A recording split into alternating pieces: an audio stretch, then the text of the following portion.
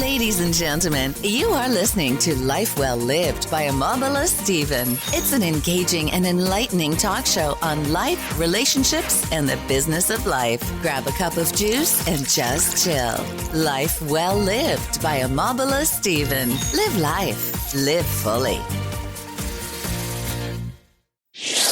Thanks for tuning into our podcast. We love having you here, and it's our mission to bring you all the latest and greatest tips, skills, and know-how to make you the best that you can be. We know that you have it in you, and we're going to show you how. Now, let's get started.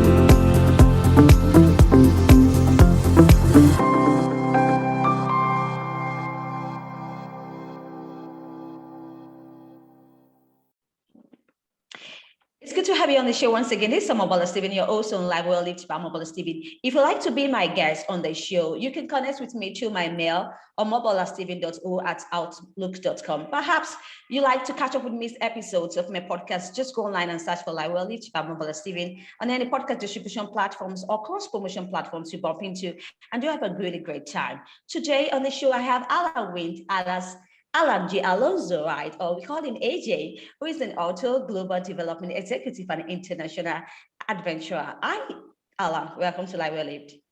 Thank you so much. I'm so honored to be here. It makes me nostalgic, really, in terms of talking to someone in Nigeria again. Oh, great. Thank you so much, Allan, for your time, right? And I'm looking forward to your insights on today's show. Allan, I understand that you once worked as a senior foreign officer in nearly a dozen countries, and including my country, Nigeria, right? So could you share with me some of the difficult situations you've had to deal with, especially countries facing conflicts and violent extremism? Well, I've worked in different capacities over the years, as you say, as a senior foreign service officer with a diplomatic passport working for the US government. But I also spent quite a lot of time, almost the same amount of time, 20 years, working with a variety of non-governmental organizations, civil society organizations, really dating back to my own Peace Corps service right out of college. In terms of the difficulties and challenges of violence and difficult situations that I faced, certainly on the face of it, some of the most challenging were in countries that were in conflict. On the one hand, Iraq and Afghanistan, where I spent a bit of time over the years. And then, frankly, even in Nigeria, where I served from 2007 to 2010, really right at the start of, or at least the more public aspects of the violence that was beginning to develop in the North and the Northeast. And I had to deal with security situations for our staff, both Nigerians as well as Americans in that part of the country. I, in fact, was to leave with my family from Abuja for the departure for Iraq in 2010, just a month before that horrible bombing at the UN headquarters in Abuja that I know affected so many Nigerian and American friends. Great. So I want us to talk about your journey of discovery. What ignited your research as such? You know, I talk a bit about the process of discovery and the concept of really trying to come to terms with myself. When I started out working overseas, Omobola, I had an idea that I would go overseas as a rural public health Peace Corps volunteer for 2 years, but then I would return to the United States, and I was tempted with following something of a political career. We're talking about the early 1980s. Reagan had just gotten into office around the time that I was becoming a volunteer, and I was interested in terms of doing my part in politics. As it turned out, the experiences as a Peace Corps volunteer, living poor, living with the most humble farmers and peasants in the lowlands of Ecuador, really changed my life in terms of coming to terms with the type of life that they were living, their needs, and really finding a much more attractive and engaging calling in terms of staying on in Ecuador. In fact, the Ecuadorian Minister of Health himself asked me if I would stay on to provide help to his people. Oh, great. Helen, unarguably, we all make mistakes in life, right? And I know yours is no exception. What what is one mistake that you've had to make in life, and how were you able to overcome and correct them? Well, I've made many mistakes. One of the mistakes that I talk about uh, actually in the book is about how I ended up while I was in college. I went to study at the University of Chicago. Um, I ended up getting involved in lots of different things. Of course, the usual, inevitable, perhaps, sex, drugs, and rock and roll, typical of many college students. I was also involved in local politics, involved in the anti-nukes movement, and lots of other things. Lo and behold, I discovered as I was coming to the end of my senior year in college that, in fact, I didn't have enough credits to graduate. I had a lot of incompletes, and my advisor, my student advisor, who should have frankly done a far better job of warning me about that, alerted me like a month before graduation that I wasn't going to graduate. And I don't know if you have ever seen the American movie from, I don't know, 20, 30 years ago, Animal Farm with John Belushi. It's a very, very funny movie. Do you know the movie by any chance? At the very end of the movie, it's kind of a college comedy kind of thing. But at the very end of the year, and I should ask, can I use curse words on your podcast? Is that okay? I don't Sure. know in terms of your. So at the very end of the movie, John Belushi, who's been a complete failure, he's been thrown out of school and all of this, he says, damn it, nothing left to do after 7 years of college but to join the fucking Peace Corps. And, and to a certain extent, that's it. I went and I joined the Peace Corps without finishing school. I ended up being invited to join different non-governmental organizations. Again, I knew I hadn't quite finished my degree. I had a bunch of incompletes. And it wasn't until actually some years later, when I was working for an organization, that they discovered that, in fact, I didn't have my degree. And so my contract wasn't renewed. And it was a humiliating moment for me. I mean, there was no sense of that I wasn't doing a good job. There was no sense that I wasn't contributing as I should to the organization. I was working very hard in Peru at the time, but I didn't have the degree. And so I ended up some years going back and working for other organizations. And it wasn't until actually a few years later that I was contacted by the dean of students of the college, who said to me, Allan, I know you've been pretty successful in what you're doing, but wouldn't you like to finish your degree? And as it turned out, all I really had to do at that point, and this is many years after when I should have graduated, is just do online a few elective courses, because I'd already done more than the necessary for my major. A few elective courses. I had the material sent to the University of Chicago, and they ended up awarding my degree. So that was one important mistake. Luckily, I was able to get back on track. And ultimately, I was to come into USAID as a career officer after that.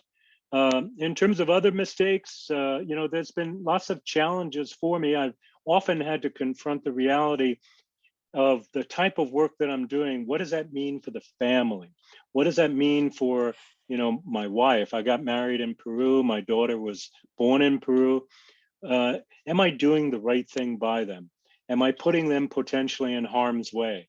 And we did have a number of difficult experiences in different countries together as a family, Nicaragua, Angola, Nigeria, where that really kind of came to the fore.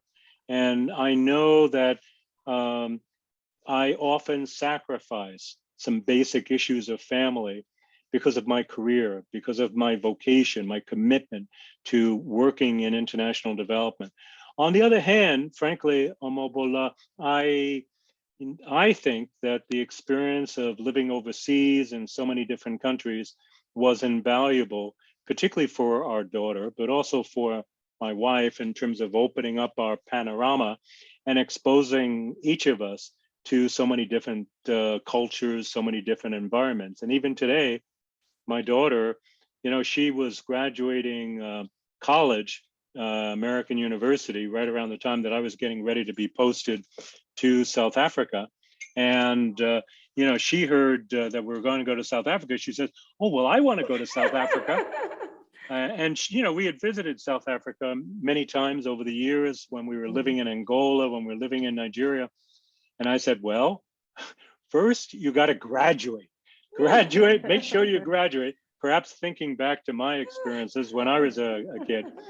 And then you can go to South Africa. And so she hustled and did what she had to. And she did graduate. And she came and joined us and ultimately ended up getting married to a South African while we were there. So there have been lots of experiences, and there's been, of course, a changing vocation as well. There have been spiritual searches over the years, trying to come to terms with and understand how can we live in a world that tolerates these sorts of differences, these extremes, the extremes of wealth and poverty, the injustices, the inequity that we encounter in so many circumstances. And one of the sharpest, my friend, was to see in so many countries, there's often an anti-colonialist argument that's made by many people of different political persuasions. And certainly I'm sympathetic to it. I was actually just listening to BBC, a discussion about the empire, the British Empire, and a bit of a debate in terms of whether or not the British Empire actually somehow, quote unquote, civilized more than perhaps the Belgians or the French in their colonial adventures. And it was a very spirited discussion.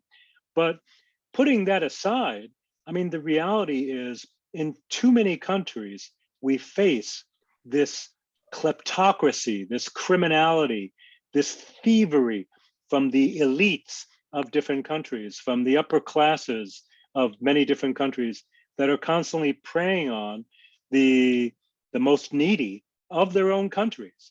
And it's difficult sometimes working in international development and foreign aid, humanitarian assistance, to reconcile and to try to see how can we overcome this climate and tolerance of corruption that you see all too often in too many countries in the world. Right, Allan. Thank you for that brilliant exposition. Now, talking about humanitarian assistance, in these certain times that we hear, the world over, right? How can we encourage more young people to consider humanitarian service or assistance? Well, I think that's an excellent question. And I would put it even in a larger sense in terms of a vocation for national service. Many countries do have some sort of requirement where young people, if they've finished school, they have some sort of service requirement, usually going into the military for a period of time. Sometimes they're able to buy their way out, particularly if they have a little bit of resources. Again, it's that issue of corruption again. But I actually think that the idea of national service, not only military, but also working in areas of humanitarian assistance, working in areas where you're trying to help build communities, either recovering from natural disasters or human disasters and wars, it's an invaluable experience to help you grow up as well on your own.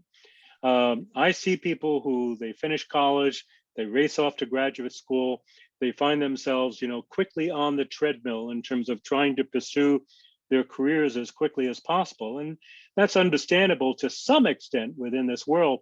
But I think it would be very useful for young people to look for ways in which they can gain practical skills, spending a year, 2 years in some sort of service projects, working with a charity, working with different voluntary organizations before they rush off to do other things that may ultimately prove to be a career. Right. Excuse me. Right. Thank you for that, Allan. Because I understand that you worked with US government USAID, right? I was working with this government USAID. How has it changed your perspective about humanitarian services or assistance and international development? Well, I tell an anecdote in my book about how I was initially encouraged to apply to work for USAID. I was in Bolivia at the time. I was working as a country director of a non-governmental organization